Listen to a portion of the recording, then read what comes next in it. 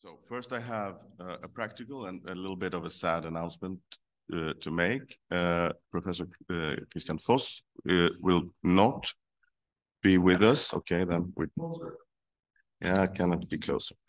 Okay. Better? So Professor Christian Voss will not be able to be here, which is a real pity, and I will tell you why in a while. But because he's ill, he will, however, join us on Zoom. So I will start by introducing his fellow panelists and then him, and ask him to begin this discussion on the concept, taking its point of departure in the concept of wieder, never again. And what we will discuss today is has very much to do not only with post-1945 Vergangenheitsbewältigung and dealing with the past, and but it has very much to do with what is happening today. The way in which you see and interpret this wieder, to a large extent, decides what position you take in the context of the Russo-Ukrainian war. If you interpret wieder, never again, as never again war, you tend to end up in at least some type of position that would emphasize pacifism. If you take, however, wieder, which many do, to mean never again fascism, or, as we will hear soon, never again genocide, you tend to take a different position on what is happening at the moment. So, on my far right is Ivan Vejvoda, who is a permanent fellow at one of the most interesting intellectual and academic institutions in Europe at the moment, the Institute for Human Sciences in Vienna. The Institute organized the last 2 days another intellectual festival and a long row of discussions at the Humanities Festival in Vienna. Before Ivan joined the IWM, he was in several functions at the German Marshall Fund. He has also here been involved in Serbian politics as an advisor to a couple of presidents.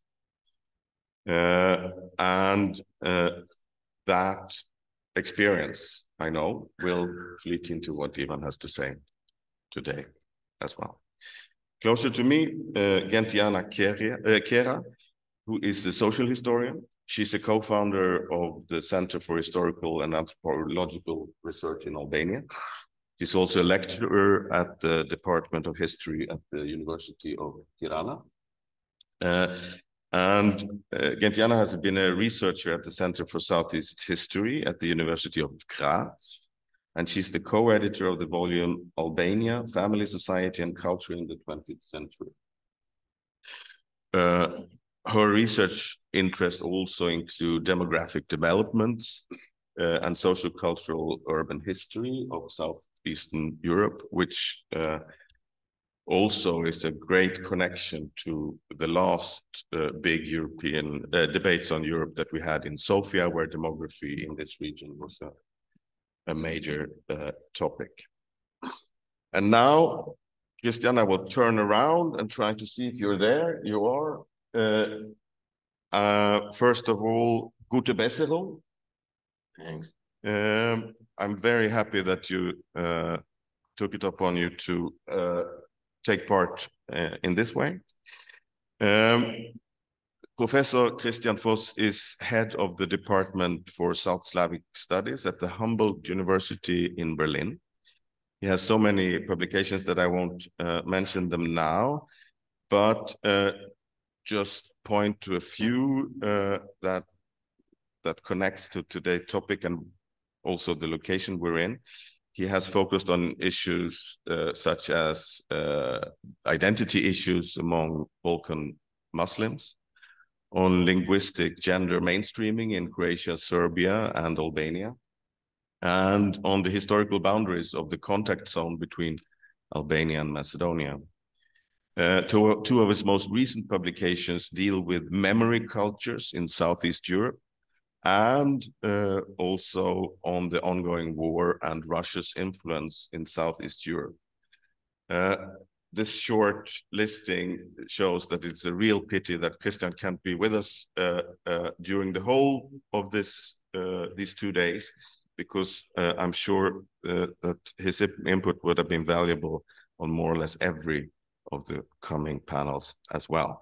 But Christian, I would like to ask you now to give us a short and brief introductory statement that we can, take as our point of departure for this discussion. Please take it away. Yeah, for the invitation. I'm very sorry I can't be with you today. The maybe most dramatic and prominent use of the slogan "Never Again War" was by the German Minister of Foreign Affairs, Joschka Fischer, a leading figure of the West German peace movement in the 80s, in order to justify Germany's first military intervention abroad after 1945, the NATO bombing of Serbia. He shouted to the raging public at the Green Party conference in May 1999, "Never again war, never again Auschwitz. Both belong together for me." This was a very sharp rupture in the self-understanding of the left parties in Germany, where pacifism has developed as a consequence of guilt for 2 world wars and was a constitutive part of West German society.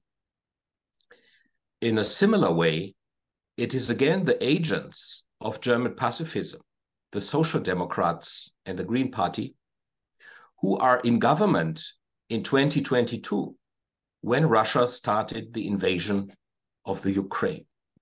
This triangle of World War II, the Yugoslav secession wars of the 90s, and the Russian aggression against the Ukraine today challenges the very understanding of pacifism, and it challenges a specific German understanding of pacifism, which was easy until the fall of Berlin Wall, when the whole responsibility for war and peace fell exclusively to the 2 superpowers, Soviet Union and USA.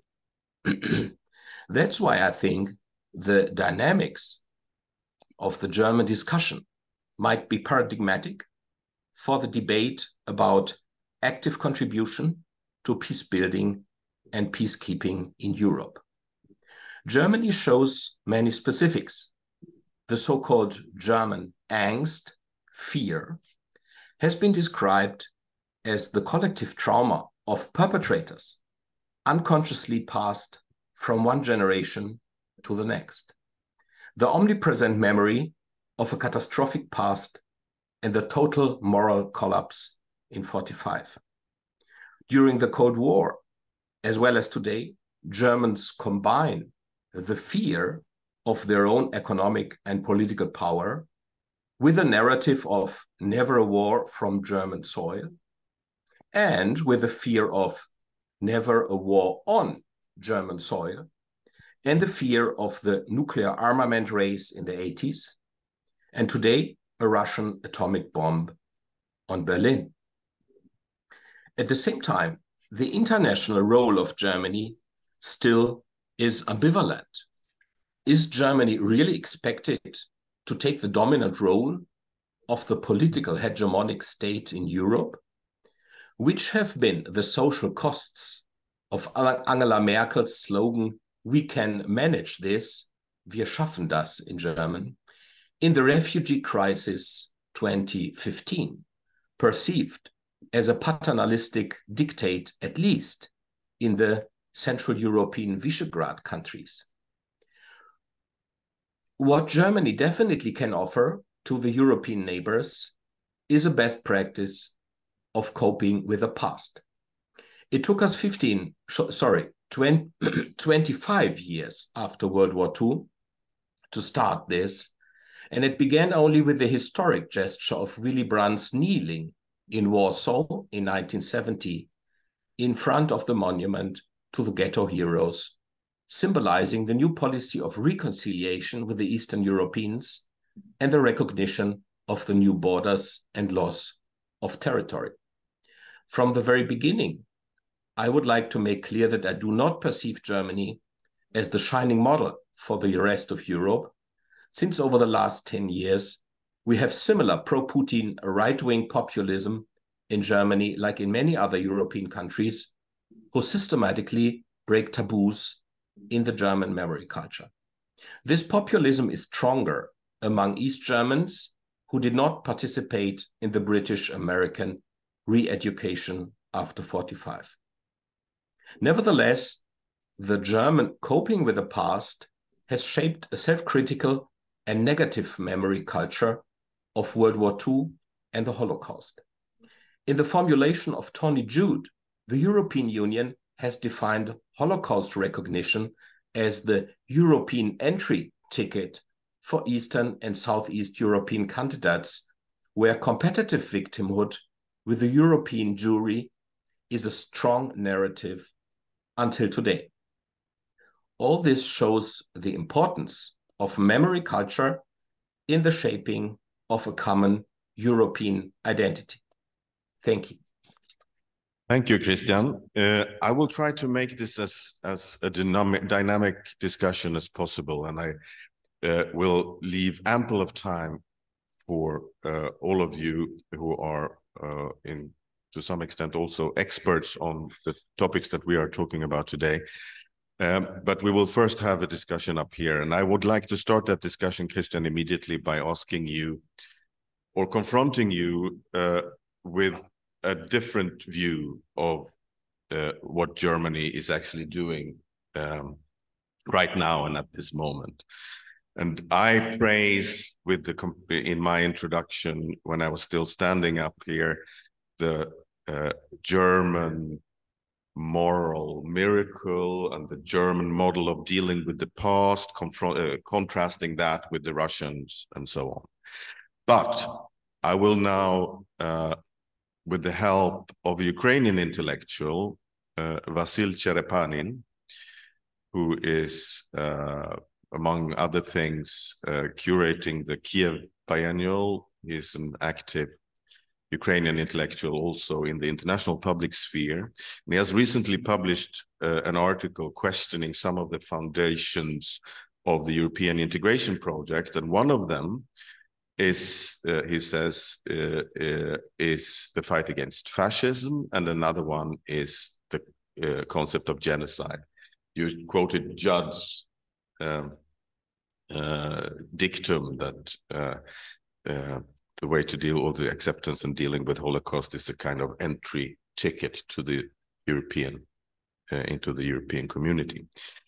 Vasyl, however, says that the German way of focusing everything on the past makes it completely incapable of dealing what is actually happening now, because its references, all the German words for this is Erinnerungskultur, memory culture, Vergangenheitsbewältigung, also dealing with the past. All the labels are looking backwards and not at the present, and therefore the German social and political cultural representatives are not able to act on what is happening now.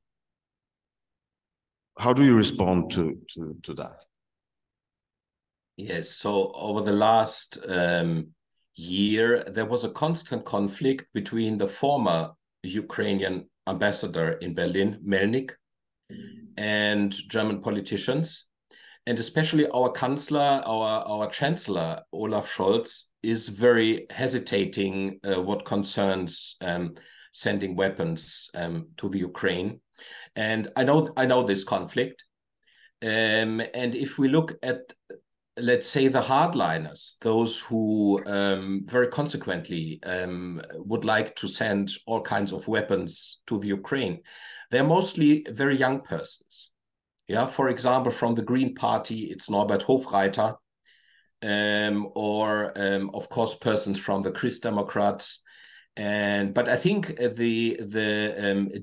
is a very strong discourse tradition in the Social Democrat Party, so the party of our Chancellor, that leads back to Willy Brandt,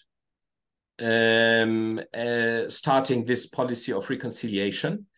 And you very clearly see that Social Democrats are very cautious in bashing Russia, in criticizing Putin. And so there is this discourse tradition in one of the two big parties in Germany. In general, I would not say that Germany is over-focusing its past, but I would agree that the post-war Germany still hasn't found its position in the European and the global political scenes, because we have become very familiar with a very cheap solution, let's say, to outsource the European border regime to countries like Italy and Greece, not to be involved in any military responsibility, but just being a rich country and export our Mercedes. Yeah, so I think that Germany still is negotiating this position, and I think also the perception of Germany within Europe still is ambivalent, as we see with Merkel's monopolized and spontaneous decision on refugees some years ago. Yes, but do you see any examples of politicians such as you mentioned Joschka Fischer, and if we some of us have the pictures from that party congress still very vivid in our minds. You said in your speech that he screamed at his fellow party members, and his aim was to turn around the opinion, and he did. He did, to some extent, turn around the opinion in his party, which led to Germany and also the Green Party supporting NATO intervention in this region where we're sitting now. But he put something at stake there. Do you see similar figures today, not only in the Green Party, but perhaps also in the Social Democratic Party, that are active on the political scene in Germany today? Not really. So I would have expected a stronger pacifist movement. And the biggest event was a huge demonstration in February this year, organized by Alice Schwarzer and Sarah Wagenknecht. Alice Schwarzer is the most important person of West German feminism. She studied in Paris in the 70s. She started the very famous journal Emma in the late 70s, and made a coalition with Sarah Wagenknecht, who is an important politician in the left party, so the post-socialist party from GDR, which is called today the Left, Die Linke. And they organized this huge demonstration. Their petition was signed by about 1 million persons. And they address very diffuse fears among Germans. So I think the strongest argument is to prevent World War III and Putin's maximal counterattack. But what is problematic in my eyes is in the petition, the equation of Russia and the Ukraine and the victim blaming of Ukraine. So it's your own fault if you get in trouble with Putin. So it's interesting that these two persons who don't share similar biographies. So Sarah Wagenknecht is an East German. Alice Schwarzer is from West Germany from the 70s. So different generation, different past, that these two people come together. And but I'm really curious why this movement hasn't continued. Thank you, Christian. I will try. Anyone who has moderated a hybrid event knows how difficult it is to get a dynamic discussion between the room and the screen, but I will do my best. But I will now turn to, so we will come back to you, Christian. Thank you so much for this. We'll turn to Ivan. I mean, I will simply ask you about the personal experience that you had living in a place where what once happened and was supposed to be impossible again, shouldn't be repeated, suddenly happened. Okay, dobar dan svima. Thank you very much for the invitation. It's always very moving to be in this space of the Center for Cultural Decontamination and to think of Borka and all of her colleagues and everything that has been done here heroically in the past decades. I'd also like to thank Gazella and Adriana for their really inspiring introductions. And I must say I was moved because I hate to admit it, but I was in 1978 at the first feminist conference. Tells you what my age is. But thank you for that question, Carl Henrik. And when I was invited to speak on this Never Again panel, I immediately went back to my school days because we were brought up in the spirit of Never Again. You know, we were taken to the camp of Jasenovac. When I was in school then in 1962, this film came out about the huge massacre in Kragujevac, Prozvano I Peto 3. This classroom of high school that was taken out and massacred by the Nazis. About 2,800 people were massacred in one day on the 21st of October, 1941, in retaliation for the partisan killing of officers there. We were taught in the history books. We were given to read the books. And of course, our parents had been through the war. And I think it's interesting to note that some parents talked about the war, others didn't.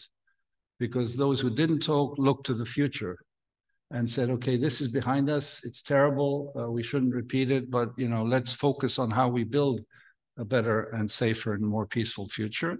Whereas when the wars in former Yugoslavia started, I heard people whose parents had been saying this and repeated to their children what had been done to them. And if it happened ever again, they should go and fight again against those who did the perpetration. So what I'm saying is that in the general European culture of values and rights and rule of law, whatever the fact may have been that we were in a communist country, yes, of a softer type than the Soviet model, it was inconceivable that there would be a full-fledged war. I'm reminded always, you know, Western European leaders say there hasn't been war on this continent for 70 years. Well, of course, that's half true because in the eastern part, the Soviet Union invaded Hungary in 1956, Czechoslovakia in 1968, and then we went to war with ourselves in Yugoslavia because it was a communist country. And one of my kind of things that I want to take away that seems very simple is simply the fact that there was an absence of democracy. And I think having reflected and written about it, trying to explain to myself what happened to my country, I come to the conclusion that, you know, the fact of the lack of a democratic political culture is the key reason. 3 communist federations broke down: the Soviet Union, Czechoslovakia, and Yugoslavia. We did it in the worst way possible, through bloodshed, because we had communist leaderships who were incapable of actually looking to the future in a peaceful way, but had power retention strategies based on nationalism, which is populism. And the paradox is that many of us thought that, you know, we were the country going in the wrong direction, as everybody was returning to Europe. In Eastern Europe, everybody was consolidating their democratic and rule of law. It turns out that we were unfortunately the harbingers of what was to come, a return to populism. You see the rise of the AfD in Germany, of the far-right FPÖ party in Austria, not to mention Trump in the United States, not to mention the populism of Boris Johnson and Brexit. So unfortunately, we were the quote-unquote avant-garde of this negative backsliding. And so one asks, you know, when one asks the question, why did this happen, even though we were, through our school, told and through our life that this should never happen again. And then as a social and political scientist, I didn't see it coming, because I thought, who would be crazy enough to squander the advantage that one had of living on the European continent, which is one of the richest continents in the world, and to do something that, you know, all our books said should not be done. And I think all of the dimensions of Nevermore that you mentioned apply here. So neither conflict, nor genocide, nor, you know, any of that. And, you know, just as a footnote, I understand what Christian was saying about the collective trauma of generations. You know, when your country has done something what Germany did during its Nazi period, you really want to avoid that, and you sort of pass it on that we should never do this again. But you are not the only one who decides, but there is someone else out there who does want war, and that is Russia and Putin, with its brutal aggression of a sovereign European country called Ukraine. So, you know, if we decide not to want evil, there may be somebody else, and in that case, you cannot stick by never again and have a pacifist attitude. I will recall another personal episode, if you allow me. I served my military service in Yugoslavia in 1972. I was on the Slovenian border and looking at Trieste in an infantry unit. So this is 4 years after the invasion of Czechoslovakia. The commanding colonel, I remember his name, Colonel Yeshevich, told us on the second day that we are here to defend ourselves against the Soviet attack, an attack of the Warsaw Pact. And I'm looking at Trieste, not eastward. He said, we are here to stop the Soviets for 2 days so that the NATO can be fully prepared to meet an invasion.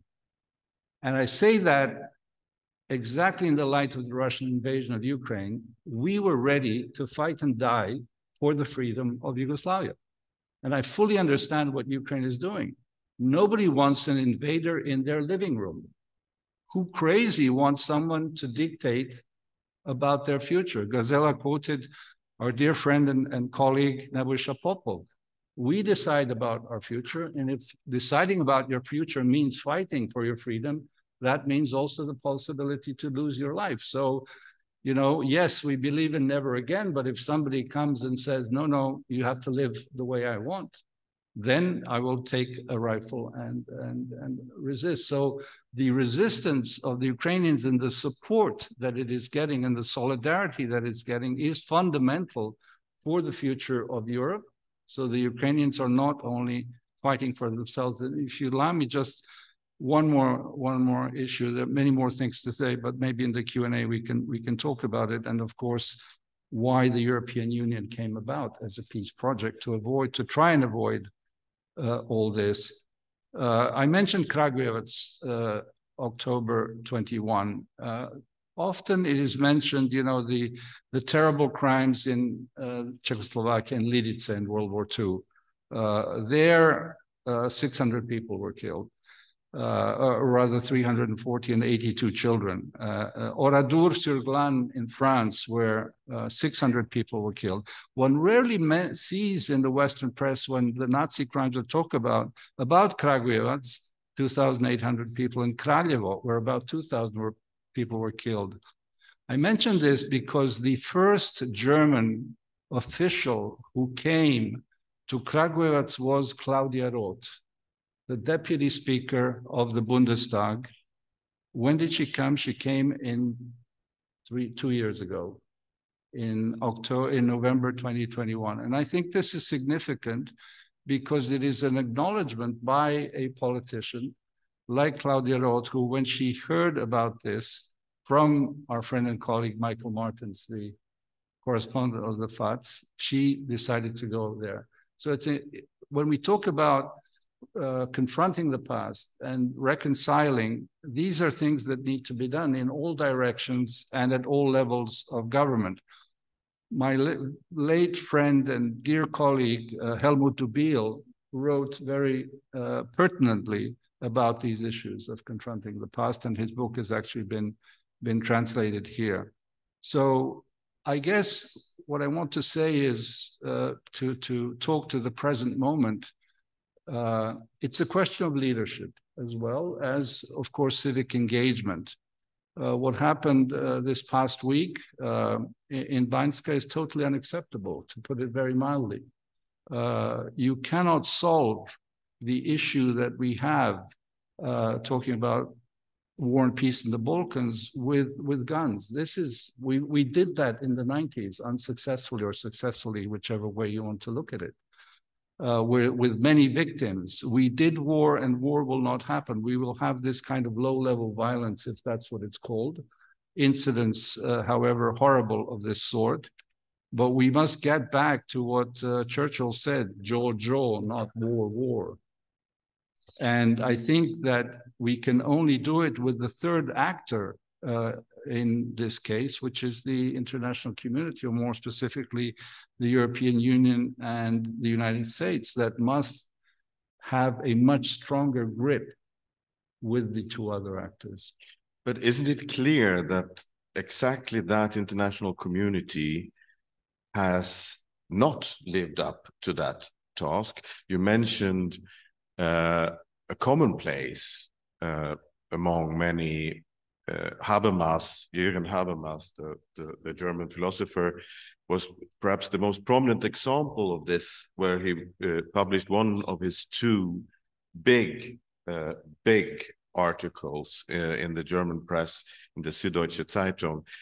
He starts off with the sentence, "For the first time since 1945, we have war in Europe."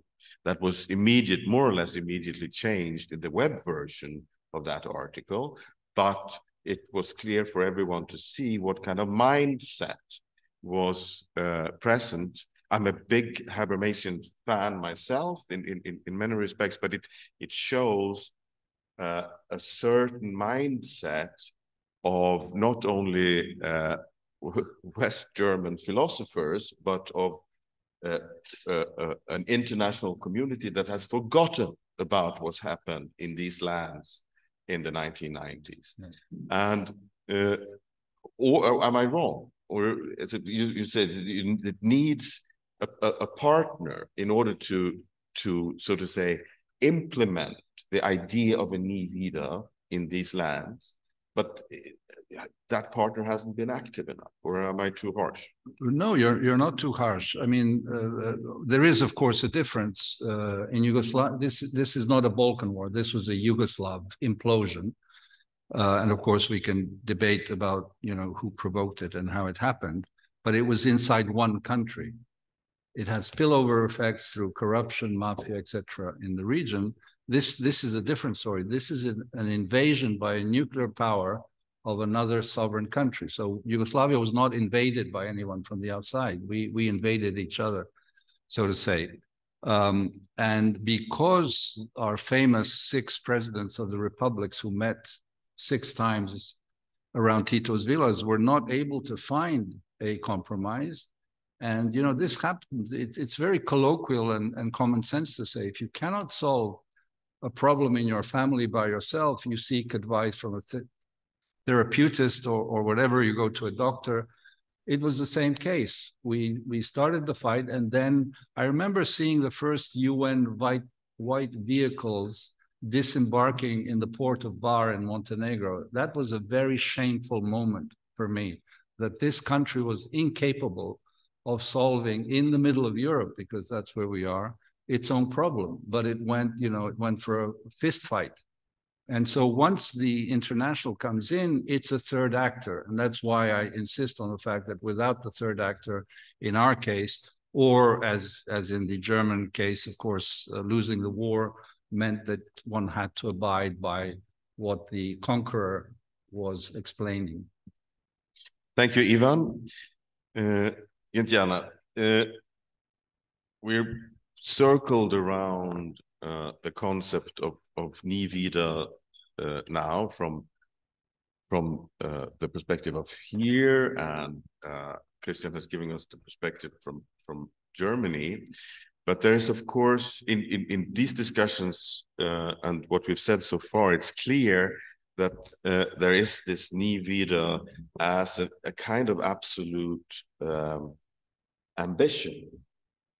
But memory culture, in the wider sense of that word, doesn't necessarily have to be focused on the wieder, so on the never again. But memory culture can also be a preparation for an again.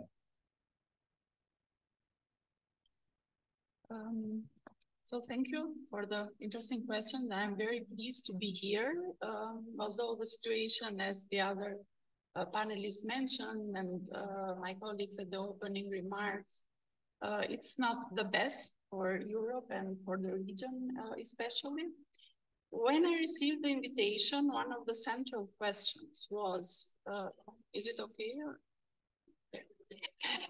One of the central questions was to whom historical responsibility for peace, and you can put it also for war, belongs. And of course, as historians, we are in the position to judge events and to judge historical figures after things have happened. And of course, there are this question of historical responsibility, of blame, of guilt, is very important. And it's important also to define this concept, what do we mean by them?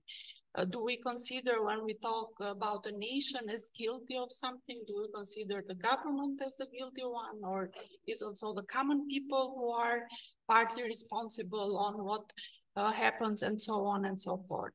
So I was wondering, instead of being in the position of an historian who judges in a certain way the other actors, I turned the perspective on the historians as a profession. So what is our contribution or not to peace or even to war? Because we have seen in every war there are historical arguments that are being used, which in many cases are not related to the truth, but are related to myths that are that emerge and that are perpetuated. And in this whole process, historians often play a very important role.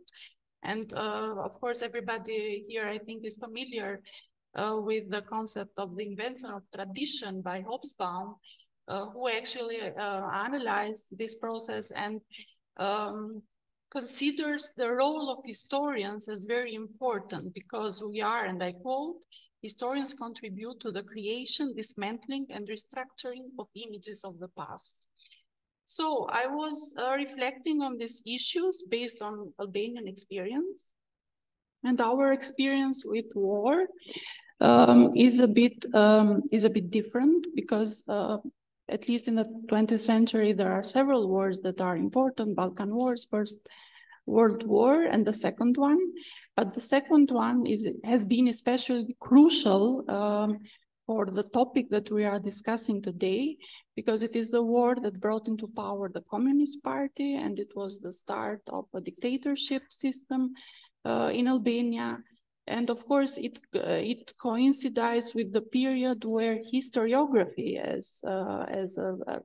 and history as a discipline is actually made official, because without going into details, there is no, let's say, historiography in a broader sense before. Of course, intellectuals were discussing about the nation and how we can distinct ourselves from others, and discussing about culture and every other issue. But historiography was established after the Second World War. So also for this reason, it was one of the main disciplines that contributed to the legitimization of the coming to power of the Communist Party.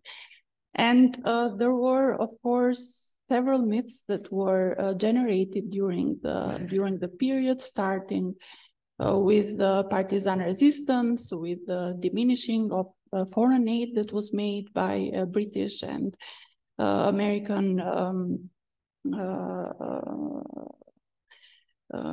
by British and Americans to this resistance party, and by omitting important nationalist figures during the war, not only those who also collaborated, but also those who didn't collaborate with the occupation.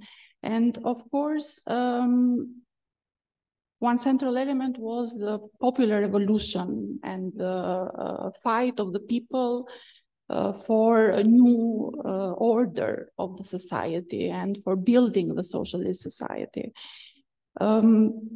And of course, when you see it in the aftermath and after the fall of the socialist system, it is very important to have a clear view on the institutional context in which historians were writing, because it was not really an easy task for them to write at the period. At least for the Second World War, there were clear directives that were coming. History had to be interpreted within the Marxist-Leninist and historical materialism and so on, and these are pretty familiar. And considering that in Albania the dictatorship was pretty harsh and you didn't have much free space for being different, then it is understandable what historians were doing.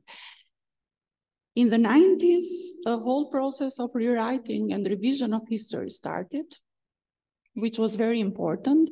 And I think this whole manipulation of history, also of periods before Second World War, that happened during socialist period, has influenced very much how historiography is produced during transition, because at least in the first decades, historians were very much involved in cleaning up the history. So you needed somehow to get rid of the whole ideological paradigm in which the history was written.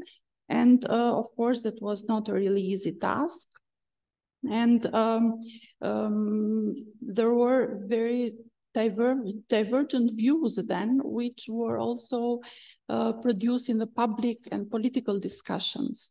And in Albania, the case of dealing with the past is mostly how we deal with this communist near past, how we deal with what happened then.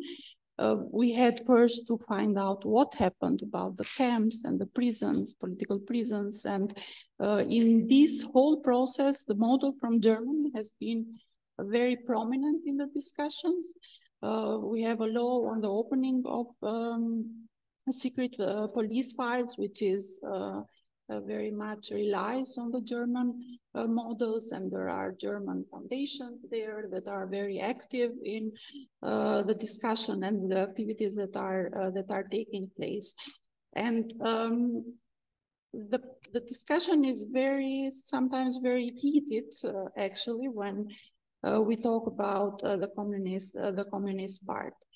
There is, considering this whole heritage of Albanian historiography, I can understand why Albanian historians are mostly into themes that belong to the past. It's less involvement of Albanian historians on current issue. If you see the publications, for example, on the dissolution of ex-Yugoslavia, I haven't read any on Bosnia and Herzegovina. There are few on Kosovo, and they are mostly by historians from Kosovo, not from Albania.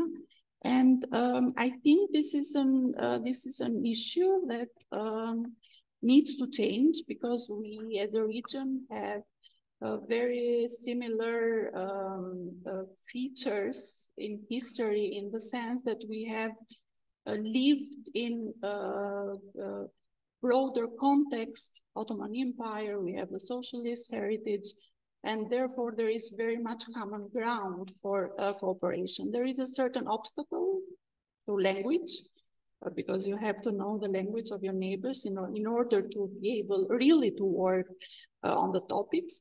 But I think that one of the important aspects that we need to stress eventually is the increase of cooperation between historians from the region working together, not just alongside each other.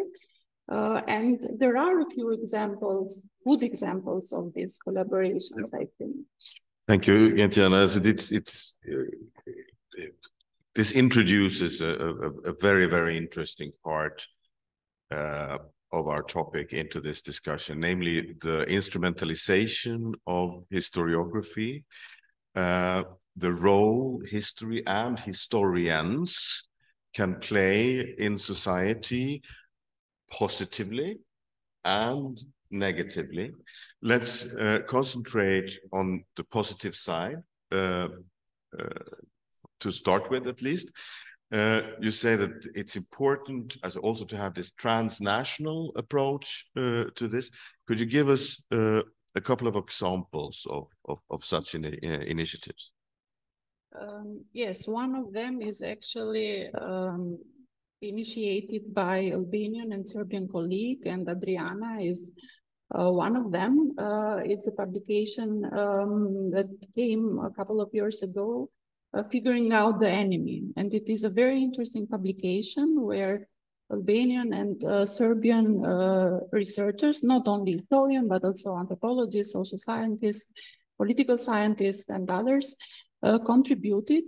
And although most of the papers were on their own national history or aspects, let's say, there were several of them that dealt with both. For example, with textbooks in Serbia and Kosovo, and how the events of Kosovo War in 98-99 were represented. Or another one is from Rigel Salili, for example, an anthropologist, Albanian anthropologist who lives in Poland, who analyzed the role of intellectuals, comparing the Academy of some official documents produced by the Academy of Sciences of Serbia and that of Albania, and how they contribute actually to also perpetuation of nationalist myths still. And this is a very interesting publication because you see there the potential. You see how not really different are the experiences of historians. You see that there are other, usually is the younger generation of historians who also have more international experience with working or teaching or researching also abroad. And this is important because sometimes we have to consider that in our countries, history is still viewed as a discipline that should contribute to the nation's idea. So if you somehow divert from that view, it could get lonely. So I think it is very important, and this publication was one of the important events that I consider. It was also promoted in Albania, which shows that there are not few of us who actually are trying to go beyond this nationalist paradigm and try to somehow contribute to the peace in the region, because I think through this we can contribute to the peace. And the other example, stay with this for now. I mean, we'll come to the next example very soon, but now the discussion will start. Now we've had the first round where with substantial contributions. We have introduced a couple of themes, and now I would like to encourage. I will try to have a look at you as well, Christian. So encourage you all to intervene as much as you can. And I've seen that Ivan, while you have been speaking, Gentiana, have been taking notes, furiously taking notes. And Ivan, please. Well, I don't know whether I'm stealing the firepower from you, but I want to talk about the Joint History Project. I don't know whether you wanted to talk about that or not. But I think about positive examples, and Nedad Shebek is sitting here, who led the Thessaloniki-based organization that was the organizer. Years of work went into it. Historians from the whole broader region, including Turkey and Greece, were part of it. They did a kind of a miner's work of going through history textbooks of high schools in all of the countries, and then they went forward and did the joint history. I mean, this was the Joint History Project, but produced readers that were agreed upon on the Ottoman Empire, on the Second World War, on pre-Second World War. And I think, I don't know, Nenad will correct me, about 6, 7, 8 books came out. 6, and they were translated into all the languages, including Greek and our language. And equally importantly, there were intense seminars with history teachers in high schools that were most welcome by the teachers themselves. And, you know, things like this, like the project that you mentioned, there was also a project by the Friedrich Naumann between Serbian and Croatian historians, and they produced several books. So it's not that things haven't been done. The important thing is, how do they actually permeate the school system and the university system? And, you know, how do we not teach separate histories about what is going on, and how do we avoid the, you know, crucial questions? You know, why is not, you know, when will we see the teaching of the genocide in Srebrenica in Serbian historical books? So there is a Serbian historian that will speak later today. I was trying to find her if she's here right now, but she isn't. Dubravka Stojanovic. And she was involved in this. Is involved in this, but she keeps also stressing the fact as the really problematic issue here is if you teach different stories, but she's saying that they're opting not for a grand narrative where everyone, so to say, agrees, but rather of a concept of multiple histories that are compatible, right? Rather than trying to boil it down to you know, a grand narrative. And speaking of grand narratives, I would like to call on you here now, Christian. The wieder, to come back to this motto or this dictum, this kind of founding almost battle cry of the European integration project, was very much a Western European thing.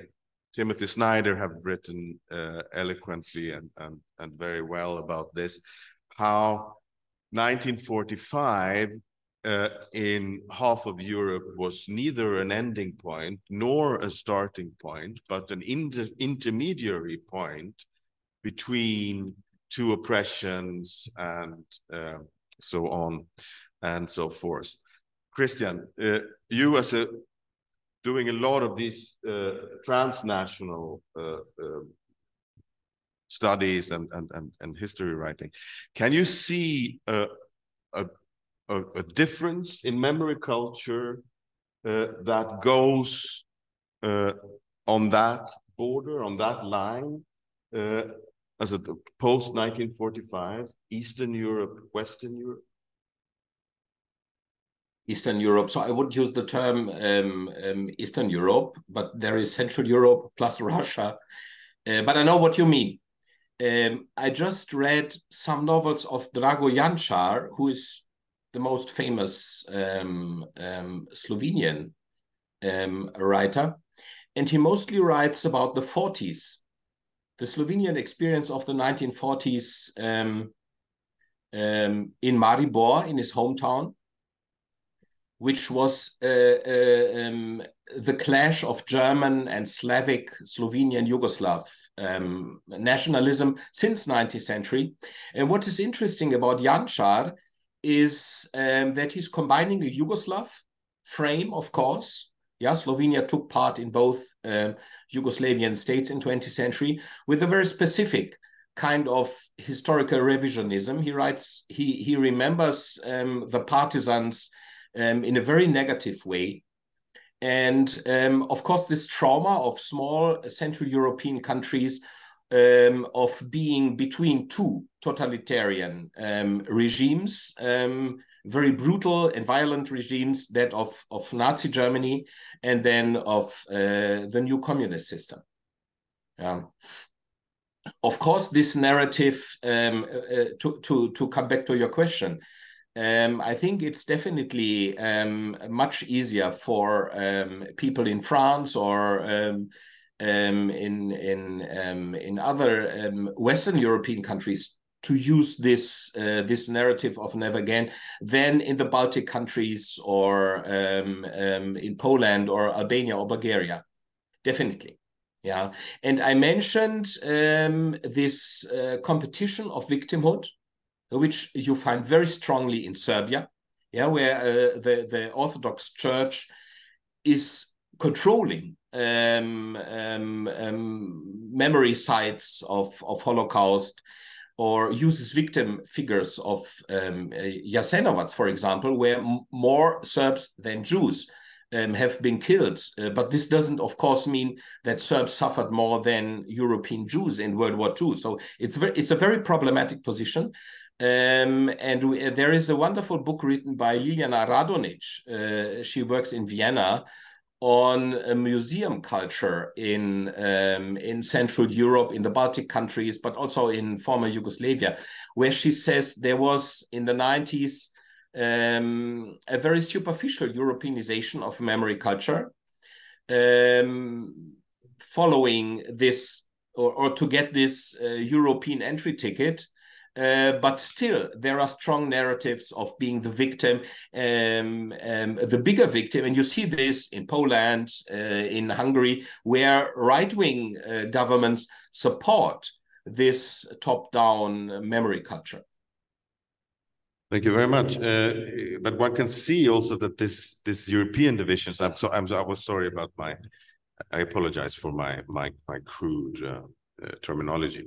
But one could see, I mean, this was, for example, Donald Rumsfeld's famous Old Europe, New Europe, which means that this historical experience and how to deal with that actually influences decisions, political decisions about war and peace in the present, where many of these states tended to support the coalition of the willing.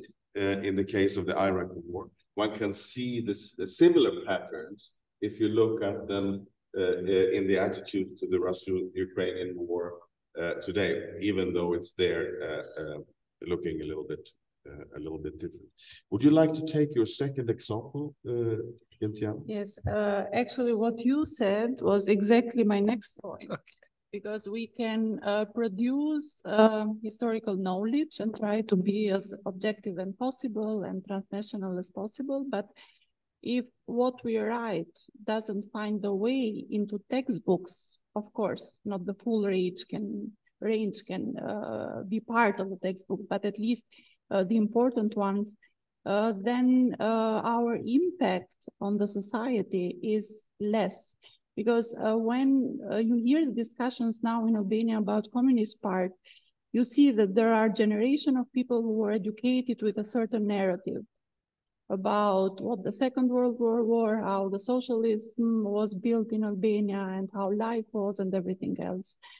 And it is important that And we must consider that textbooks are very political and related to politics of education, and they depend on orientation of the governments and so on. In Albania, we have the experience that some commissions on rewriting of history were created, and then depending on who is in power, historians that have a certain political orientation are invited, and this doesn't help the process. There is a good example from Albania, although I cannot elaborate much on that because there is not really public information on what is happening. But we have for years now a commission that is a commission between Greece and Albania with historians from both parts that are supposed to discuss on terms and critical events in the history between two countries and how they should be represented in the textbooks. Although I must say I'm not really fond of such commissions created by politicians, they are, in the case of textbooks, probably necessary, because otherwise you don't have the chance to get these alternative views in order for students actually to understand that history can be interpreted in different ways. The perception of history is in many cases that of a consequence of events and happenings and important figures, which is not the case. I probably can give here a personal example of my time as a student. Now things have changed, of course, it's much better, but I remember I was doing it was 2000, and I was doing my practical training in high school, and it was exactly the period of the Second World War. And in addition to the information that was given in text, when explaining the different political organizations that existed, I also taught what I had learned at the university, and they were pretty new opinions at the moment, about whether the liberation war was only a liberation war or there was also a civil war, because different political organizations fought with each other even during the war for the power afterwards. And I explained the three opinions that were dominant among historians: liberation war, civil war, and a liberation war combined with elements of the civil war. And when talking to the teacher afterwards, I said, a bit proud of myself that I had included recent knowledge, that I explained this to students, and she was terrified, and she said, no, it's not true what you said. She went to the classroom and told the students, just stick to the textbook and forget about the rest. So I think it's important, even if all these interpretations don't come into the book, at least it should be clear that there are such different interpretations, because then people are more open to the opinion of others. If you learn this happened like that, this one did that, then that's it. Then you don't have ground for comparison or for different opinions. So yes, it is very important how we bring it. I'm not aware if there is such commissions exists about textbook between, I don't know, Serbia and Kosovo, or maybe it's too early for that, but it would be probably one option. I would actually I forgot actually to give the example, but maybe later. Yeah, perhaps you can put it in later. But I would like to open up very soon for questions already. So be prepared. But before I do so, I want to enter tricky territory a little bit and talk about what is happening at this particular moment in connection with what we have been talking about now. You have, Christian, quite clearly described how the history of the German peace movement and how that is represented in political parties that are actually even now in the position of government influences how current decisions are being taken and in which direction they go. Even Ivan, you were even more clear when addressing contemporary events and not the 24th of February of last year, but actually last weekend.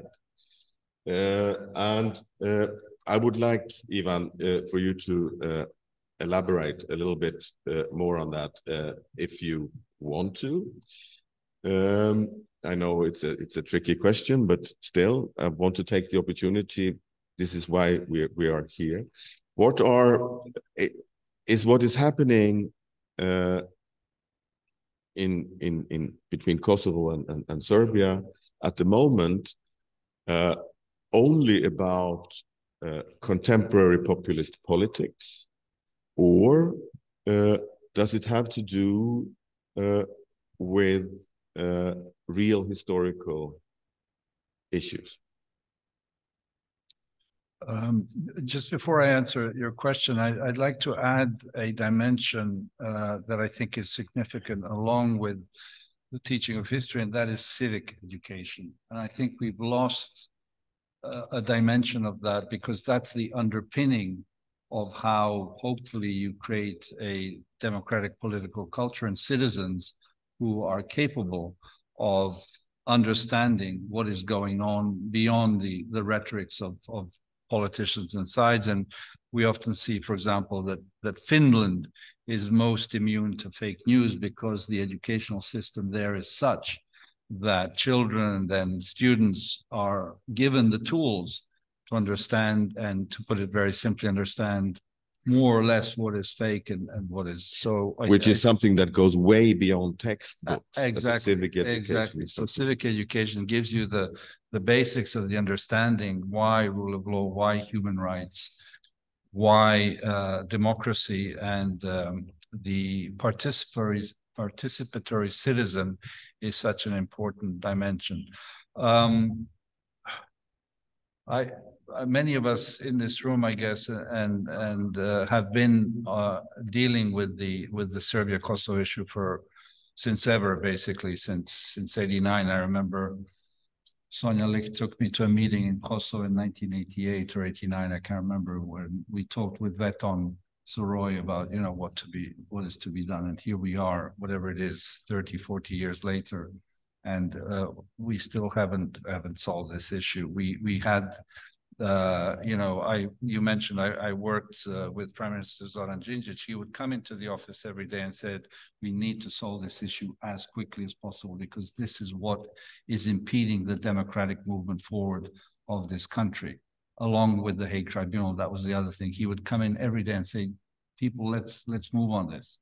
And of course, he had ideas about how to do it, and the need basically for Serbia to get something and immediately recognize the independence of Kosovo as a state after the NATO bombing, just to correct Christian for a second, not of Serbia, but of Federal Republic of Yugoslavia, which was Serbia and Montenegro at that time. So fast forward to this situation, unresolved attempts to find solution over the year. I think one of the reasons why we're on this, and it's not the only one, there are many. I go back to the Brussels Agreement of 2013, when President Tadić refused to do what then President Vučić accepted to do, to put Serbian police and Serbian judges under the Republic of Kosovo. They went to Pristina and they signed that they were judges of the Republic of Kosovo. So it was a recognition that Kosovo was a state, basically. The compromise that Catherine Ashton, as you remember, achieved was that the Kosovar side said, okay, Serbs have done this, we will give an association of municipalities in the north of Kosovo, which is 99% Serbian population. And some of you have seen our friend and colleague Branko Milanović published a piece. He mentioned 70,000. No. Officially, it's 50,000, and in real terms, today there are about maybe 25,000 people at most in the north, because people have been leaving. And so Serbia did that. Kosovo did not do this, and the Serbian ask in Anglo-Saxon parlance was always, a kind of autonomy in the north. And it's a typical European autonomy that you have in South Tyrol, in Northern Ireland, in the Faroe Islands, in Schleswig-Holstein, between Denmark and Germany. I remember a Danish ambassador here in Belgrade telling me, you know that the Danish queen can walk into Germany without asking the Germans for permission? So there are many solutions on the shelf, and our late colleague Fredriksson analyzed all. We've overkilled the analysis of all these autonomies in the region, and practically everyone knows what it comprises. Even in the Ahtisaari plan, it's all there. So it's basically competency in education, culture, town planning, and I don't know, some social issues with a sort of loose organization. It's not a Republika Srpska, but I understand Kosovar politicians why they say that.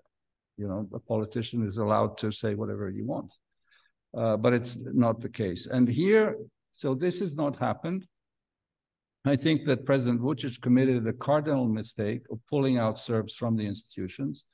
So these 600 policemen and 200 judges and people were pulled out in December, and suddenly you have this population of 25,000 people who are left completely alone between a hammer and an anvil, and Prime Minister Kurti pushing his people into the north, his police forces, and the mayors that were elected by 3%, of course. I mean, yes, legally, but legitimate. I mean, zero legitimacy for this. And I think the Western negotiators dropped the ball on this. They should have said either not done the elections or done a compromise where the Serb population participates, so there's a regaining of legitimacy in the north and a feeling of security for these people, or after the mayors were elected, really to take them by the hand, metaphorically said, and said, you sit down here and now we talk about this, and not to allow the situation to slide out of hand.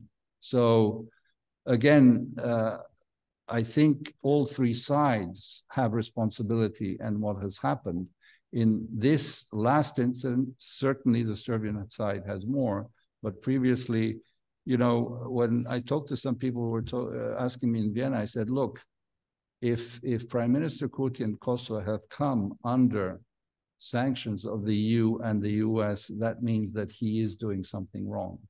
It's the proverbial car going in the opposite direction on a highway to all the other cars.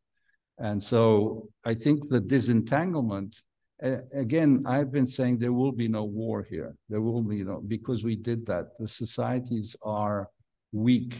And what the Serbian military doing is, frankly, parade for domestic use. If there's something I believe that President Vučić has learned from Milosevic, is that you don't touch NATO, because then you lose a war and then you lose territory and Kosovo becomes independent. So that will not happen. There are these regrettable, catastrophic, dramatic and criminal things that happened last week, but that's why we need re-engagement. And that's where the third act holds key. Thank you. Christian, I saw that you nodded here as well. Do you want to say, comment on what Ivan just said? I'm not expert for political analysis. I absolutely agree with everything. But what I wanted to add for the Serbian Kosovar or Kosovar-Albanian issue, so as a representative of cultural studies, I have to say here, it's my role, that we shouldn't overestimate historiography. Of course, it's very important. Textbooks are very important. But I think that everyday culture and so soft power processes are also playing a very important role. And for reconciliation for the German case, I know that exchange of pupils, so especially between Germany and France, was very successful. And I know that the so-called RICO, so the Regional Youth Cooperation Organization, is trying to imitate this and bring this model to the Balkans. And as for everyday culture, I know there is a very good, it's a thriller series, a Serbian-British production that will be sold to Amazon very soon. It's about the Albanian mafia and a Serbian family father who gets involved with the Albanian mafia in Ulcin. And we have 2 seasons until now.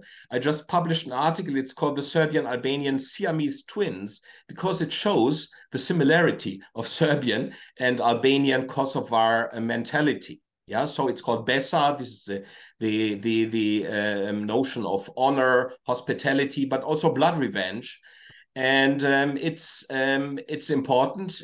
All Albanian actors, Kosovo actors, speak Albanian. So there's lots of Albanian, also Albanian rap to hear on Serbian TV. It was shown on Telekom Serbia, and I know that these Kosovar actors, they're very famous actors like Gresa Palanka, for example. They are very popular now in Serbia, and I think we should never underestimate this kind of cultural diplomacy and also cultural industry, so to say, commercial cultural industry. Mm-hmm. It's a very interesting statement from an historian. So don't overestimate historiography. I'm not a historian. No, but so let me now open up the floor and all issues that we have raised up here, from the labeling and interpretation of the vida concept, fascism, genocide, war, consequences for pacifism or not, the Russo-Ukrainian war, the Serbian-Kosovo conflict, the importance of historiography, textbooks, the overestimation of textbooks and historiography. Everything is up, and plus if you want to add anything else to that agenda. So please just raise your hand. I just want to see how many there are, but so is there a microphone somewhere? So the gentleman in the back row.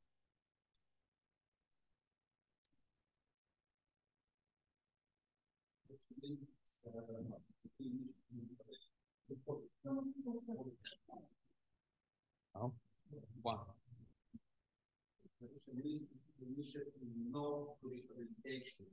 I can't hear you, unfortunately. Your mic is not working. Nebojša Milikić from Initiative No to Rehabilitation. We were engaged in resisting rehabilitation of war criminals and collaborators of occupational forces that were unfortunately successfully for the government ended. So we are more engaged now into struggle against historical revisionism and unscientific revisionism, to be precise. Anyway, that rehabilitation, by the way, happened with the dear support by European Union that like threatened local government to fasten the rehabilitation process. Is related also to recovery of private property, restitution. Okay, as for the introduction word by Professor or Mr. Voss, I have few points. Since he mentioned the problem of AFD in Eastern Germany, I will start with the recent presentation on Socialist History internet platform, in which Marilyn Moss presented her book about resistance of her parents in pre-Second World War Germany, who were communists and Jews. So enough reasons to run away in time. And they settled in Britain, and she wrote a book about their incapacity to memorize themselves, their own activism as communists in a surrounding of post-Second World War Britain. And her presentation or book was titled Incapacity, Silence about, in fact, about relation of imperialism and fascism. That is what is the silence is, ruling silence is about, according to her experience in Great Britain. So since the introduction word mentioned the rise and like foundation on AFD in Eastern Germany, and the explanation was, if I recall good enough, that it was under communist regime or like something like that. But there was no mention about Marshall Fund, money showering of Western Germany, reintegration of Nazi structures in Euro-Atlantic imperial bloc, colonization, practical deindustrialization and colonization of Eastern Germany by Western Germany economy. And again, in this introductory work, I heard sort of that silence, because like if you just go about describing symptoms or consequences or of huge historical events and processes, we are like in a deadlocked, you know, like in mentioning history school books. I don't know if this working group of common history addressed the problem that we did in our workshops with, again, secondary school teachers of history, that in all regional history books, the relation between capitalism or crisis of capitalism and fascism just slipped away. In all former socialist books, for example, the one from Kosovo, there is a very, very good historian from Peja, I can't recall his name. That's the best book about history from former Yugoslavia, I can say, especially when it is about analysis of fascism. So everywhere in each book, in the first like few sentences about historical fascism, there is a relation between fascism and capitalism, fascism and imperialism. Now it disappeared.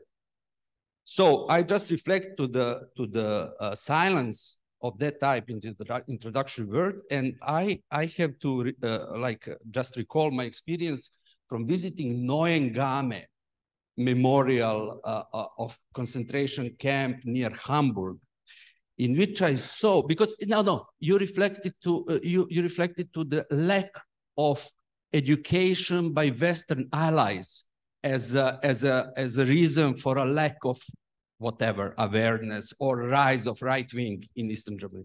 So I happened to sow this like agenda of re-education in Neuengamme, which after Second World War served as a prison for SS elite.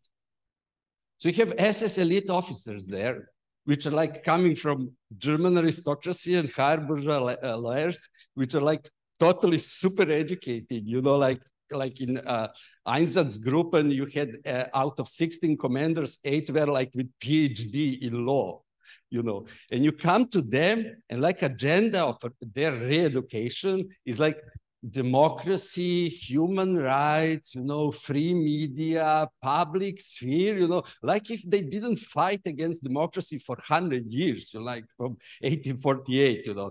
So this is totally fake. Point taken. This is in fact the tool of reintegration of Nazis in Western imperialism. I think you made your point clear. I will make my point now that as it is about refugee crisis, I will have you to ask also you to stop. refer to, you didn't mention the German Ministry of Economy invited million workers if they survive, like in some Squid Game TV serial or in some survival competition. You missed that. And this is the economical imperial reason for this disaster with refugees. Thank you very much. Just the you will get the chance to come back to it later, but we will also have to give Christian Voss the chance to answer. I don't know, Christian, if you got the gist of the argument. Yes, I could hear this very well. It's about you not paying enough attention to the fascist imperial structures that are a bigger reason for the rise of AfD than, and so on. I think you got it. I think I clearly stressed that the coping with the past started only in the 70s. Yeah, I said this very clearly. So, and I absolutely agree that there is a strong and very scandalous, even personal continuity from Third Reich into the Konrad Adenauer government of the 50s and also of the 60s. Yeah, so in Western Germany, it's first prosperity and then it's democratization. And this is why I never would expect, as many politicians do, to expect a quick reconciliation among the post-Yugoslav countries without prosperity, without the economic miracle that was mentioned in the beginning. Yeah. As for East Germany, so I was born in the West. Since 17 years, I'm professor in East Berlin, and I'm very familiar, I'm very sensitive with the East-West issues. And I would like to mention here just one book showing the differences. And also, I really insist on this point of a lack of re-education, because the GDR had no need to cope with the past, because they could blame just West Germany, until the 80s. To be the homeland of Nazis. And so they made it very easy. And the book I would like to mention is written by Jan Behrens. He's professor in Frankfurt.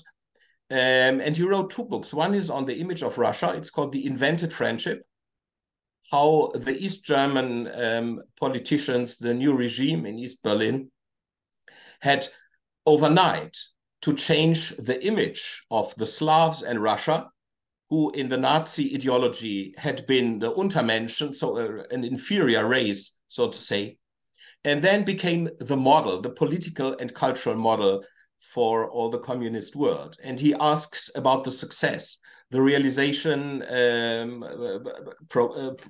perspectives of realization of this narrative. And he also published a book on xenophobia in East Germany.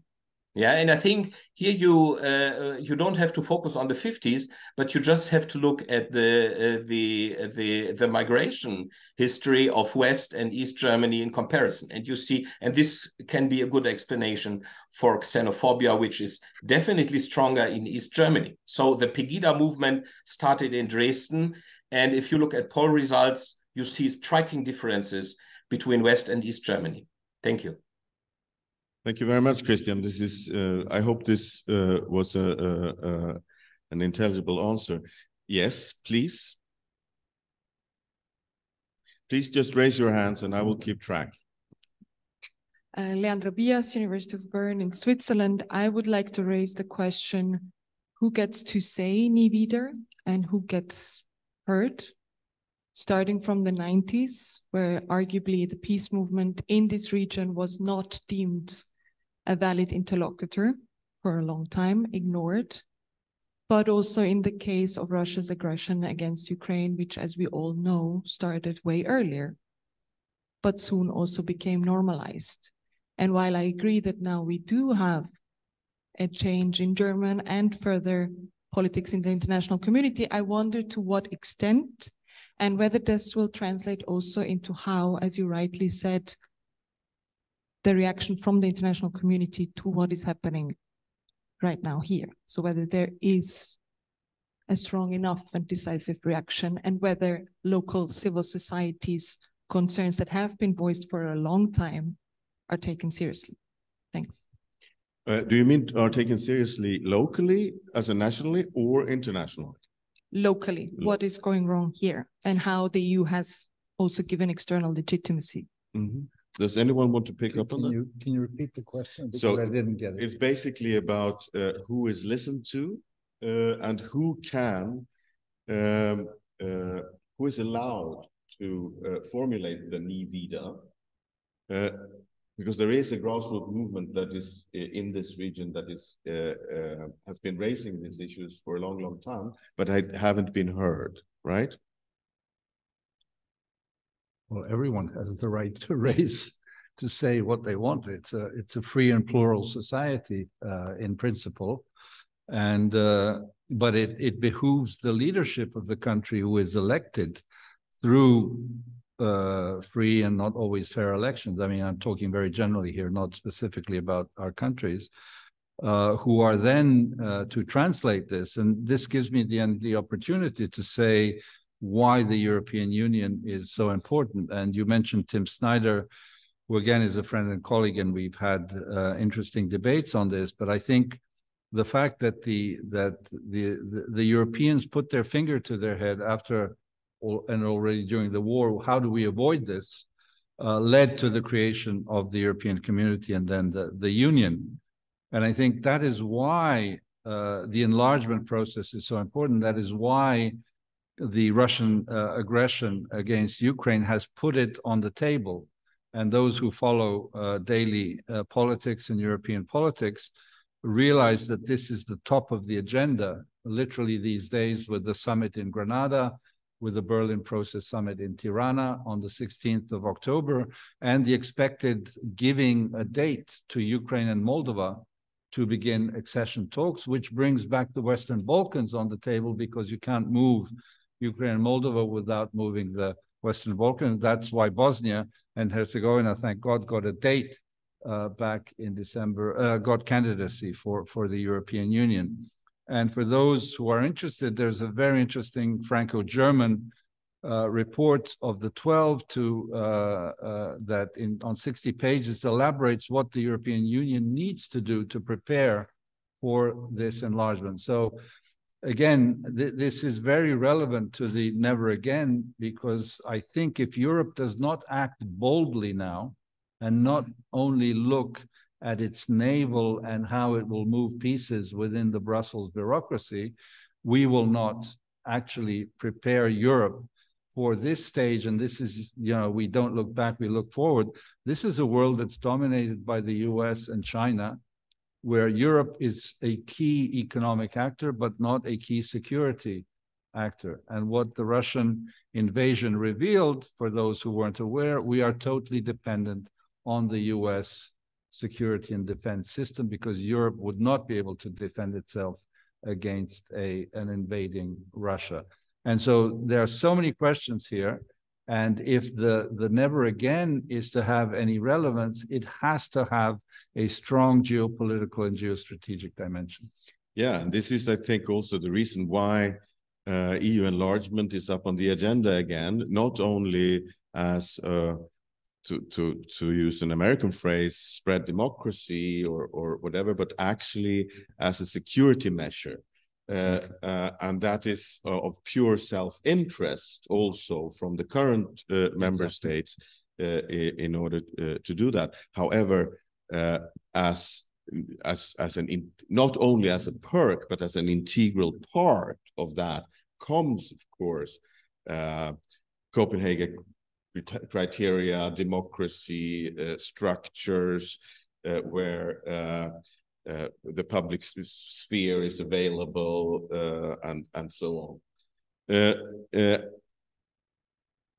The gentleman in the red shirt.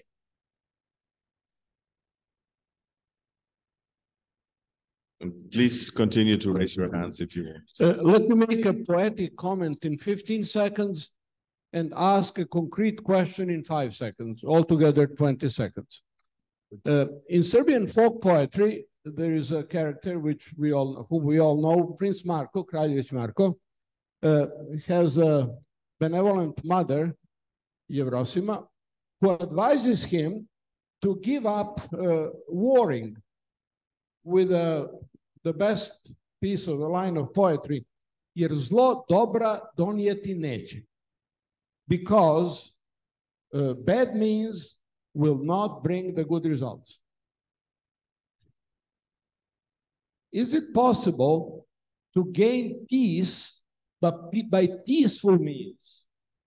And generally, how do you compare war and peaceful means in attaining peace?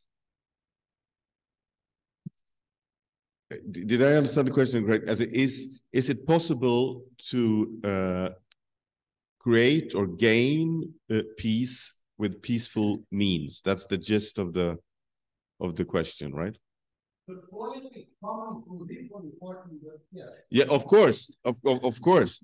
So I concentrated on the last 5 seconds because that's what I'm going to ask then in the round. Ivan has already addressed the issue briefly in his introductory statement, but I will still, Ivan, let you take up then, and please raise your hands or just tell me here if you want to. Yeah, I mean, obviously, common sense says that if we can attain peace by peaceful means, absolutely. I was fortunate to visit Japan and the island of Okinawa about 8 years ago, and they took us to see, where the World War II was happening. And then when you ask yourselves why the Americans, threw the bomb and not tried to attain it through peaceful means, they calculated that if they had to stop the Japanese, when in Okinawa they lost, I think, 30,000 soldiers. They said if we invade the main island, we'll lose 80,000 soldiers. that's too high a price, we'll throw the bomb. So, you know, might is right, however terrible that is in real terms. And sometimes you have to resort to means that are violent. Nobody likes that. But if you have an enemy who doesn't want to accept peace, who thinks that they can win, yeah. But in coming back to our case here, I think there's definitely a way to achieve it with peaceful means, to achieve the foundations of peace and stability through negotiation. But that's where all actors, and in particular, I repeat, the third international actor, needs to act much more robustly. Which means that it's not a general answer that is possible to that question. Yeah, actually, yeah. The Russo-Ukrainian war is something very different than the potential fully fledged conflict between Serbia and Kosovo. Yeah. This is what you're saying. Well, I agree actually to Ivan's analysis on that. It's not always possible. We have enough historical examples, and one was mentioned that sometimes maybe not so good means must be used to achieve peace. But I also believe that in our region, is it possible to achieve it through diplomacy? And this is possible because I think the states that are involved in the process, they are actually in a process of discussion and diplomacy, which is influenced by European Union. So I think nobody really wants war in our region, because we have the memories of the last ones are too fresh, are too near. So basically, I think it is possible to avoid extreme measures or even war at this moment, but many of the responsibility lies on our politicians, which make the decision. Actually, of course, we elect them, but they are then the ones that make the decisions. But I think war is not really, although it might seem like that, it's a bit chaotic, not chaotic, but it's a little bit extreme, the situation, also due to the events last week. But I really believe that nobody really wants war in the near future. There are more questions from the audience, but first, Christian, I noticed your discreet hand. So please. Yeah. I think this answer can be explained by the aspect of long learning, which is an ideal of the European scientific space to be built. And Ivan in the beginning gave some personal biographical details. I could add here, so I finished school at 85, so it was at the end of the Cold War, and I refused to go to compulsory military service, so I had to write an essay, address my state, which is really a big act for teenagers. And then I could work as a nurse in a geriatric care system with the Caritas. So this was very typical for my generation in West Germany. And our slogan was "Lieber rot als tot," so better red than dead. Yeah, if I think back to these times, I really say what a wonderful naivety we had in the West. And I think Joschka Fischer is the most prominent example, who said we were wrong. We have to change. We have to adapt to new realities. And I think a person like Fischer, with this credibility, with his biographical credibility, who comes from the really militant protests of Frankfurt, is missing right now in Germany. Thank you. Thank you, Christian.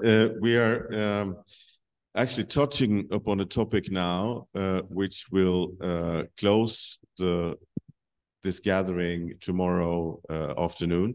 Namely, the question is, pacifism only an option in times of peace? We will dwell even more on that concept then. Nenad?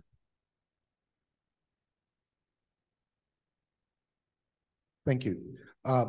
Thank you, Ivana, for mentioning the Joint History Project, dormant for about 5 years now. I'm happy to say that a group of friends of the JHP has gathered together, and we are expecting to revive the project actually within the next 12 months.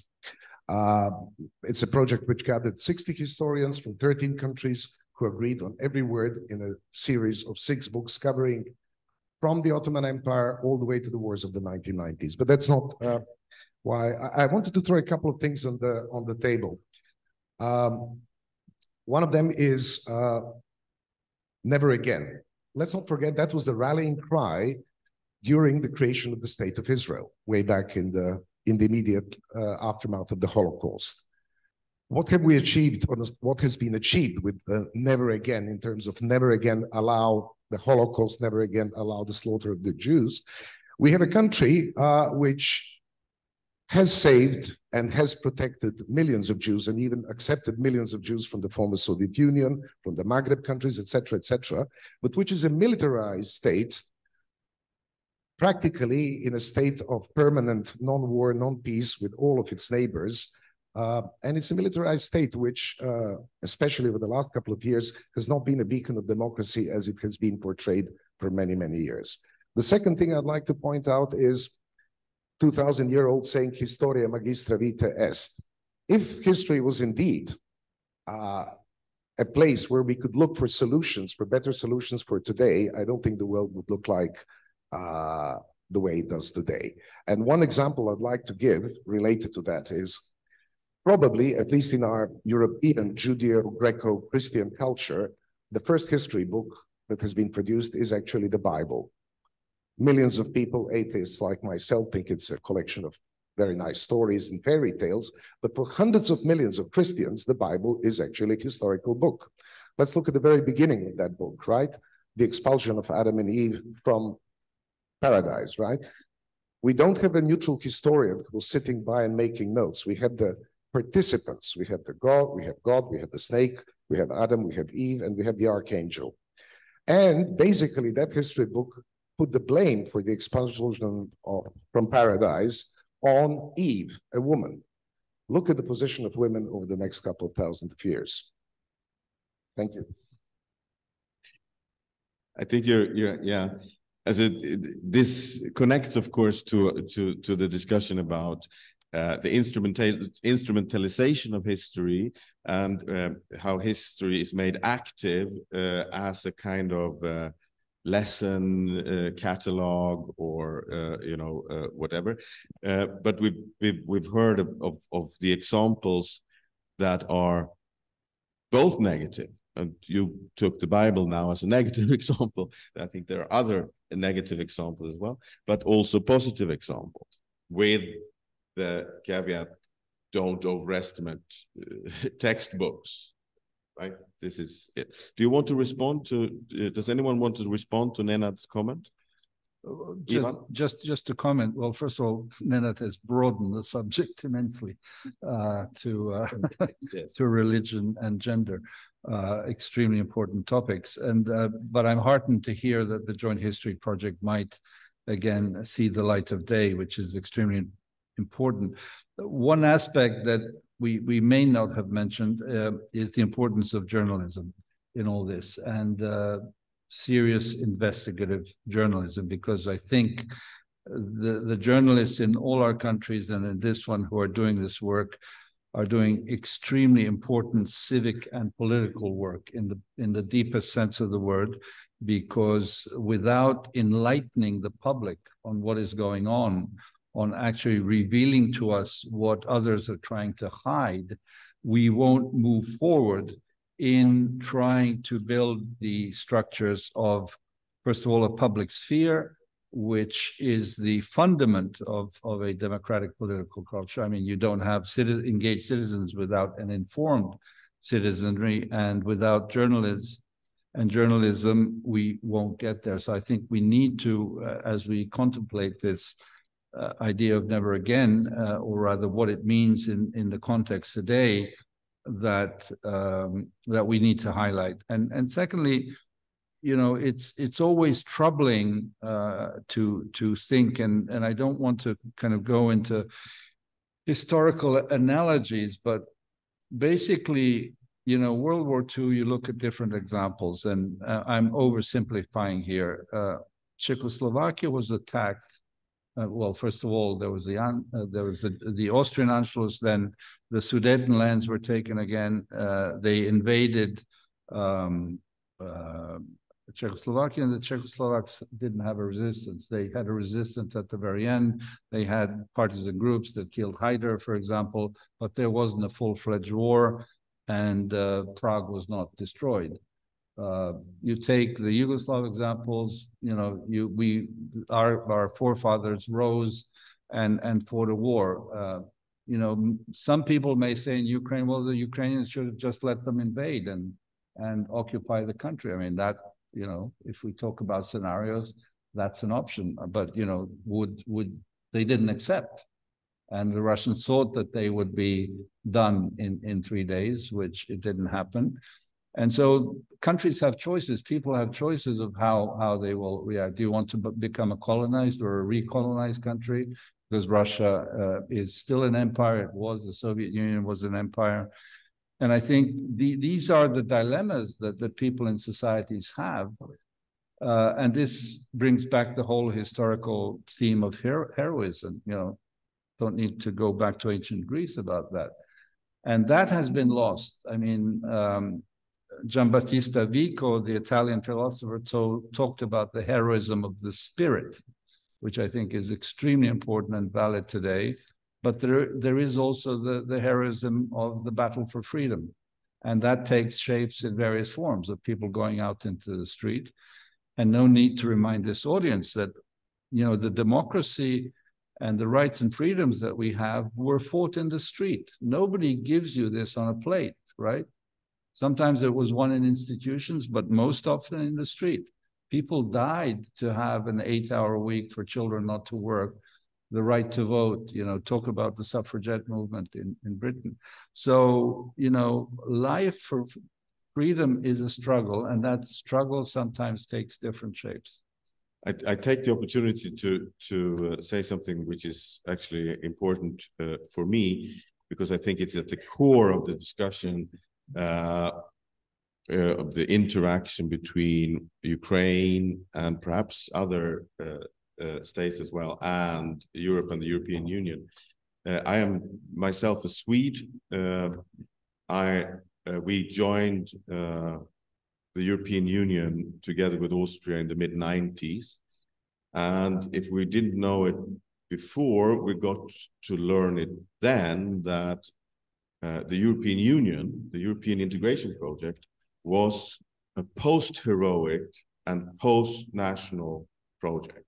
These are two of the main pillars of the European Union. How on earth can a self-identified post-heroic and post-national project be made compatible with the nation-building project which is going on in Ukraine at the moment, and the very impressive heroism of many of the members of the Ukrainian people? The gut reaction is it can't. And I think that's the wrong answer. The wrong answer the right answer might be that Ukrainian project actually has something to teach the European project as well. Absolutely. Thomas Mann was sitting in Stockholm ahead of a International Pen Congress in 1939. And he was writing a speech that would open that Congress. And in that speech, he wrote that we need to relearn words like courage, freedom, truth, and put the right meanings to those, and not treat them with some kind of irony, which we have been doing recently. A couple of years earlier, this speech was never held because when it was supposed to be held, correct me now if I'm wrong, the 1st of September 1939, no, Hitler invaded Poland.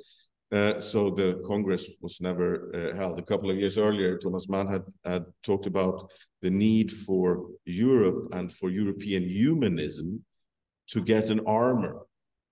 He was, in a speech in Budapest, giving a strong plea for humanism and humanistic values, but also stressed the fact that we need to be able to fight for this humanism and the values that it represents. I'm sorry for taking this time now, but I think it's a little bit off topic, but I think it's right at the core of this thing. I would, yeah, Ivan. No, it segues into what I said, actually, and you said it maybe in an even nicer way than I did. The thing that comes to mind as you mentioned Sweden is that, of course, the thing that we have now between Serbia and Kosovo, you did more than 100 years ago when Norway separated from Sweden. So there was no CNN at that time, and there were other things. So you did things on time.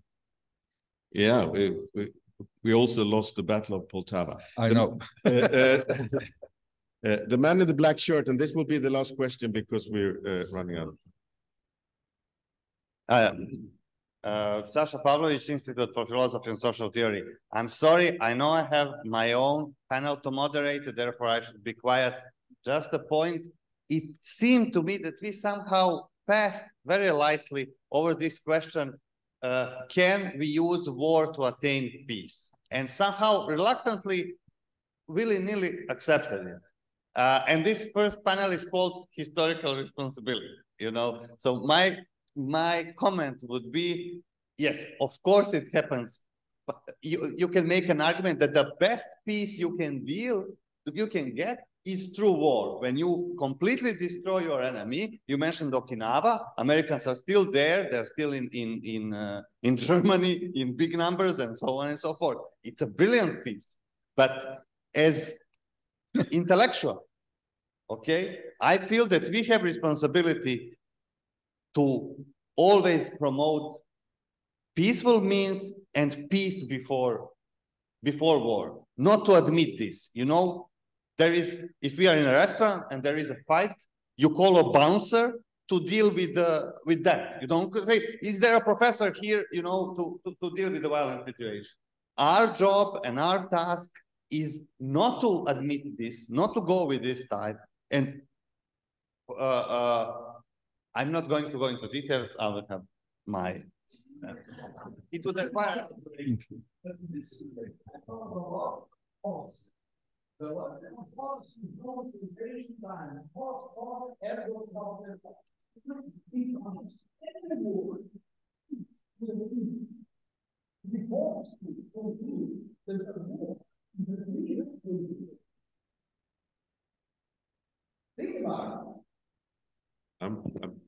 You can see that I'm thinking about it. I'm thinking about it, yeah.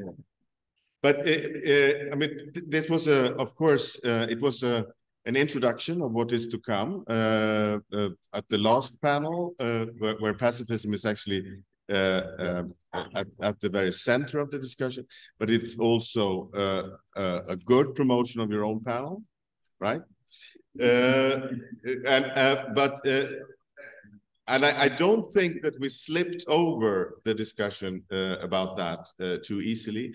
Ivan addressed the issue and was perhaps of a different opinion of you than you in certain cases. So I think we touched on the subject, and we have 2 more days. So I'm sure that this aspect will actually come. I will, with a bit of authoritarianism, take this opportunity to thank 3 eminent panelists. And again, Christian, thank you for making the effort to connect. And gute Besserung. Thank you.